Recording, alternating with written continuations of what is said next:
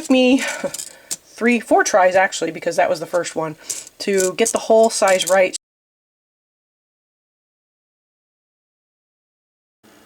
Welcome back. Thank you so much for joining me today. If you're new here, I'm Kathryn, the Aerogarden Homesteader, and today we are looking at the bean experiment first. I think I need to put my light up again. Oh my goodness, these things.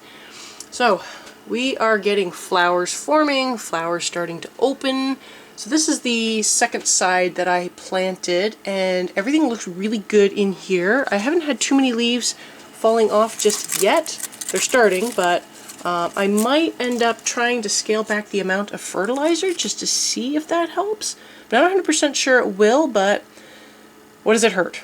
So I'll give that a try, and we'll see if that improves the quality of the plants. So that's how these ones are doing. These ones are doing really well. They're really thick and bushy. This is what I expected, honestly. These ones are really tall. They're taller. I expected these to be bush as well. They were supposed to be bush. So I did a harvest, and I will let you know on screen how many grams and ounces I have harvested so far.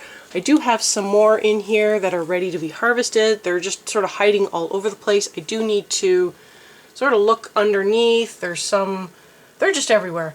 So I do need to go through and harvest them. I am having, I don't know if you can tell, but a lot of leaves are just falling off, and they're just like all over the place. It's a bit of a mess. The purple ones are doing pretty good as well. There was definitely a delay in the development of fully ripe beans that I could pick off the purple plants compared to the yellow plants. The yellow ones did go a lot faster. So what I am hoping is that we'll start getting another flush of flowers coming, which we've got a couple, so I don't know if that's part of the old flush or if it'll push out a new flush. But I'm hoping that by the time this pushes out a new flush of flowers and things get going, that the ones over on the other side will also have their flowers going and be pushing out fruit at the same time, so I can see how all of it comes together. I hope I didn't sort of flub the experiment by doing a delayed start on the other side. It was totally accidental on my part. I didn't think I was going to do all 48 wells, and then it was kind of a last-minute decision since they were sitting there basically empty. Why not? So, yeah, there's a bit of a flub on my part. If it doesn't really work out and I don't feel like I got good results, you know what? I'll just do it again. Why not? I love green beans. So the first batch of green beans that I picked, it was pretty much enough for either one really big portion or 2 really small portions, depending on how much you like green beans. I love green beans, so I just ate it all in one sitting.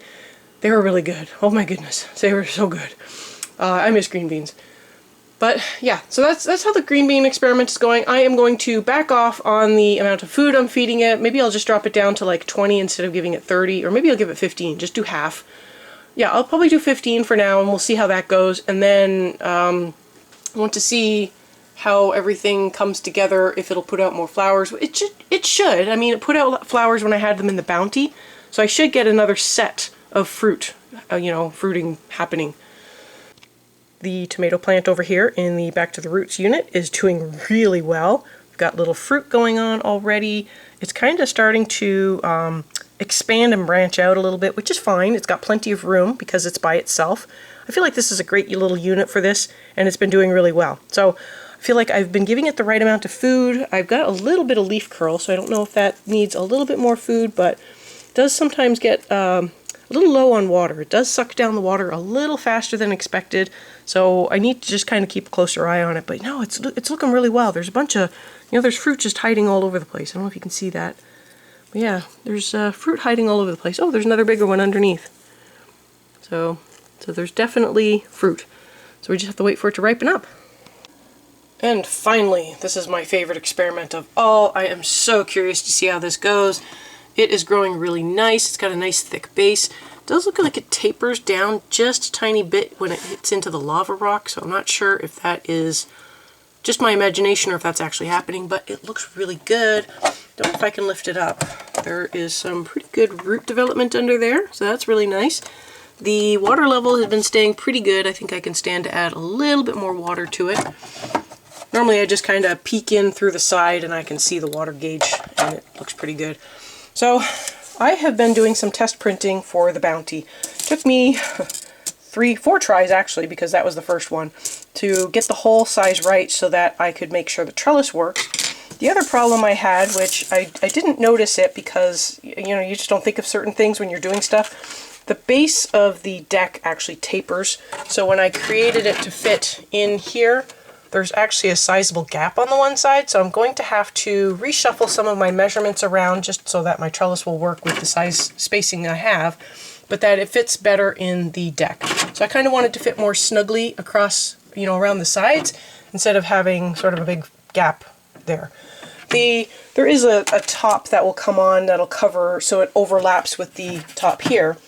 And then something else I didn't really think about is the pump is just going to be sort of free floating in the bottom. I don't really have a good way right now to attach it, so I really want to get sort of version 1.0 sort of up, running, testing it, seeing how it goes. So this is kind of version 1.0. It's got a 2-inch net pot. I really want to upgrade that to a 3-inch net pot. But it's going to be sort of the same thing with this. I want to get the deck printed, I want to get it assembled and in there with a plant and just see how it goes, because that's when the design hits people, is when you're going to find out when something goes wrong, or oh, that doesn't quite work, or I sort of messed this up, or that should have been bigger. So I really want to get a printed version, you know, 1.0 printed in there with a plant and see how it goes. So for now, I'm going to get it printed in here with a plant. I got some pepper plants just sort of waiting in the wings. They've been started in soil. I'll just rinse the soil off and I can get at least one, preferably two. I'd like to see how 2 pepper plants do in a bounty with 3-inch net pots, just to see how that works. And then I can sort of tweak the design from there. So essentially I have not started any microgreens in here because I wanted to get some peppers going, and that will let me know how everything works for the Aerogardens. I will be ordering some net pots off of Amazon because I don't really see the point in 3D printing however many I think I might need, because it's an easy thing to order. I could save my filament to print, you know, the decks and you know, have lots of test models on how it works.